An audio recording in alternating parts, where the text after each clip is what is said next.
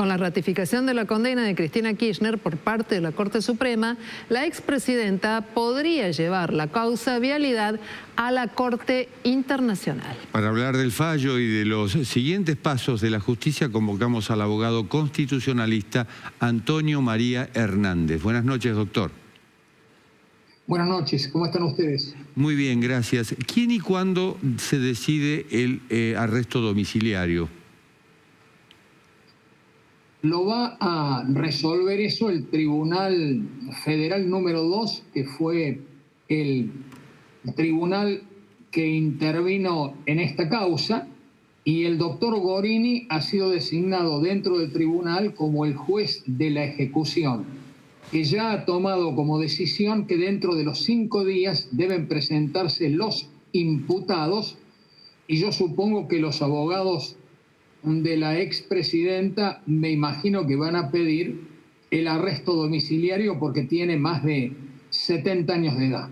Doctor, ¿esto implica en la práctica que la doctora Fernández de Kirchner, por ejemplo, sí o sí va a pasar al menos algunos días, estoy pensando en el penal de mujeres de Seiza?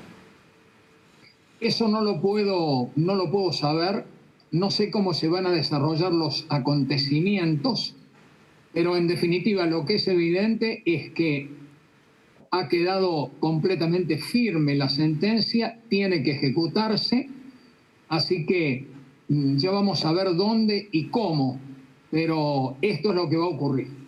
¿Le queda algún ámbito de apelación fuera del país?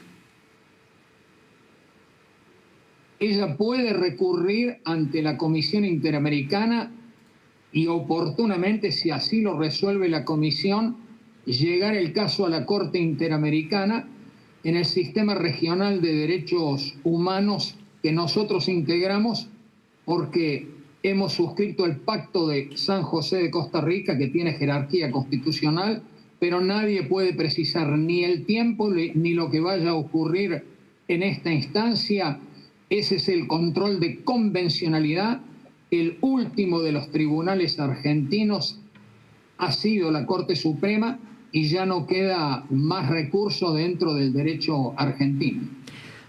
Doctor Hernández, hay una cuestión que me gustaría preguntarla en función de lo que implica, siempre teniendo muy claro el sistema jurídico de la Argentina, siempre teniendo muy claro el valor insustituible de la Constitución Nacional. ¿Qué ocurre con algunos de los lineamientos que esta noche se escucharon en la sede del PJ? Y que tiene que ver con la idea de no respetan los votos, esto es un cepo al pueblo, al voto popular, y en realidad lo que se hace es trabajar contra la representatividad. De hecho, esta gente que hoy se movilizó desde la sede de Mateo 130 hacia la casa de Cristina Fernández de Kirchner en Constitución, también plantaba esta idea. ¿Y ahora quién nos representa? ¿Qué lectura le da usted a esto?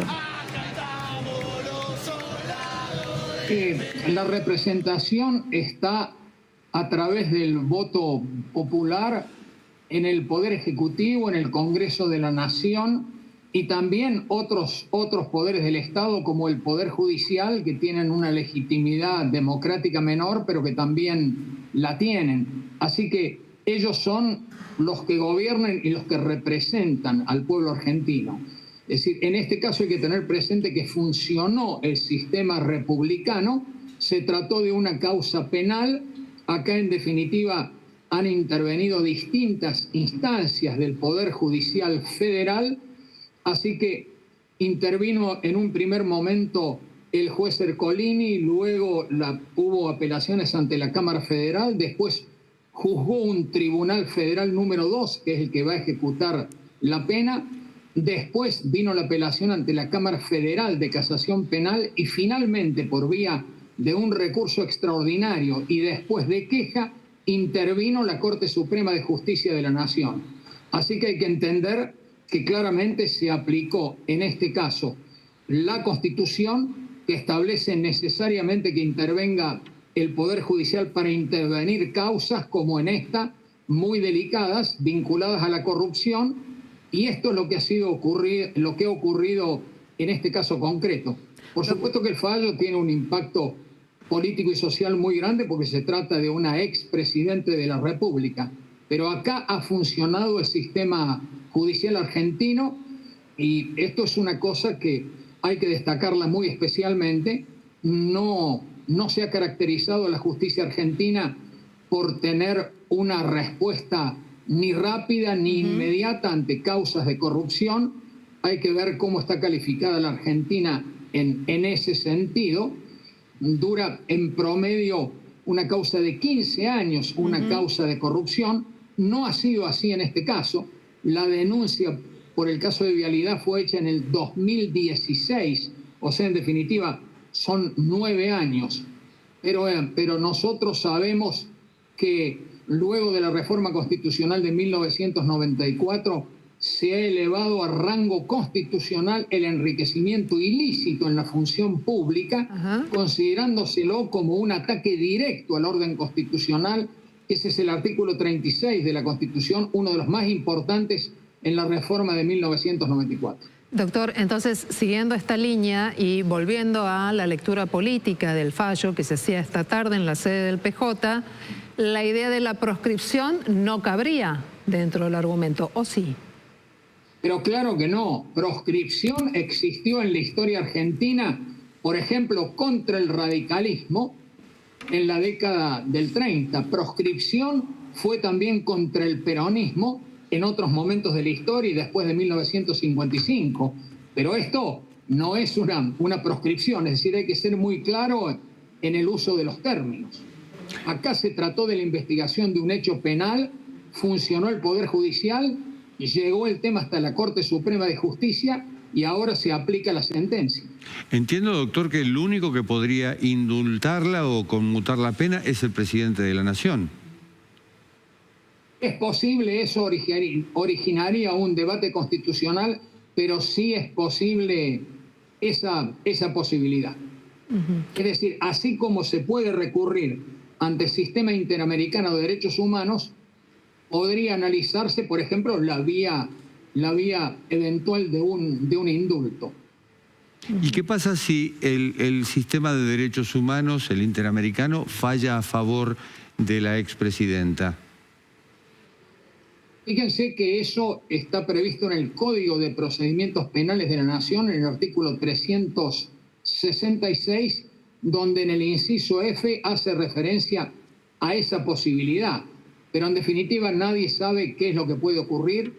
La verdad que el fallo de la Corte Suprema de 27 páginas hace un análisis muy circunstanciado de lo que fue el recurso extraordinario que había sido interpuesto por Fernández de Kirchner, y lo que ratifica es que acá ha sido un proceso en el cual ha habido jueces que actuaron con independencia y se respetó el debido proceso y el derecho de defensa. Con lo cual, doctor Hernández, no hay ningún pacto que va por encima de la Constitución, ningún pacto internacional que esté suscrito por la Argentina que logre generar algún tipo de modificación en la condena de hoy. No, acabo de decir exactamente lo contrario. Y acabo de citar el artículo 366 del Código de Procedimientos Penales que prevé esa posibilidad. Lo que estoy diciendo es que nadie sabe qué es lo que vaya a ocurrir en el tema de ese sistema interamericano. Primero interviene la Comisión y solo si la Comisión Interamericana de Derechos Humanos lo decide, el tema pasa a ser tratado por la Corte Interamericana de Derechos Humanos. Así que ese es un tema complejo, es una cuestión de convencionalidad, es decir, ahí en este caso los tribunales internacionales analizan si ha existido o no una violación al Pacto de San José de Costa Rica, o sea, la Convención Americana de Derechos Humanos. Ha habido casos de esta naturaleza llevados al sistema interamericano. El fallo la inhabilita para ejercer cargos públicos. La sentencia es por 6 años de prisión. Ahora, después de esos 6 años, ¿podría postularse para un cargo público? La pena es una inhabilitación absoluta y perpetua. Así que no podría hacerlo. Esto es lo que dispone concretamente el Código Penal y eso es lo que aplicaron los jueces. Es algo así como un adiós definitivo a la política y a los cargos públicos. Pero ¿qué pasa con la decisión de la Corte en la cuestión de fondo, en lo que tiene que ver con el delito de corrupción. ¿Qué lectura le da usted a esa ratificación que han tenido los jueces a este tema, a la idea del enriquecimiento personal, al desvío de los fondos públicos? ¿Cómo lo analiza? Ellos analizaron acá concretamente si ha habido administración fraudulenta. Es decir, hay otros temas que son investigados en otras causas penales. Falta el tema Otesur, que es otra causa distinta, la causa de Irán y la causa más importante de corrupción que tiene la Argentina, que todavía no comenzó el juicio oral, con una enorme demora, porque hace 4 años ha sido elevada para eso, que es la causa de los cuadernos. O sea, hay mucho que hacer en la lucha contra la corrupción en Argentina. Doctor, y en muchas de estas causas, por supuesto, va a estar también imputada la expresidenta. ¿Qué ocurre si la doctora Fernández de Kirchner es encontrada culpable en otra causa? ¿Se suman las penas, se acumulan? ¿Cómo tendríamos que comprender esos eventuales fallos?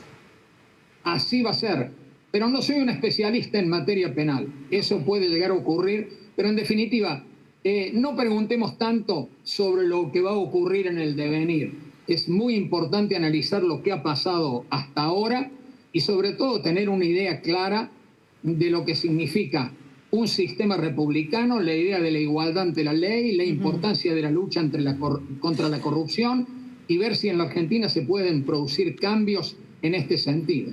Alcanzado el fallo de la Corte, ¿puede haber un pedido de restitución de bienes o de aquello de lo cual se habría apropiado la expresidenta?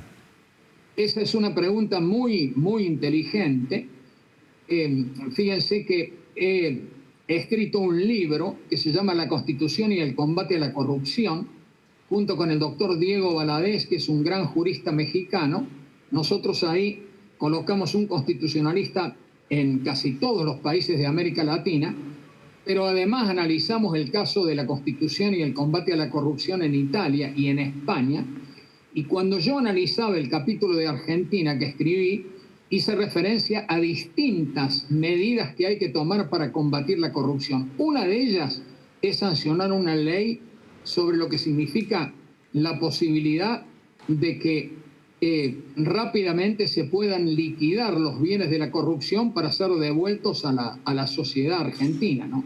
También hay que modificar el código de ética, es decir, hay que avanzar en cambios procesales, hay que hacer una gran tarea también de educación y de cultura cívica, ¿no? Porque en definitiva hay que saber que la corrupción es un ataque directo a la Constitución, al Estado de Derecho, al sistema republicano y en definitiva también a los derechos fundamentales.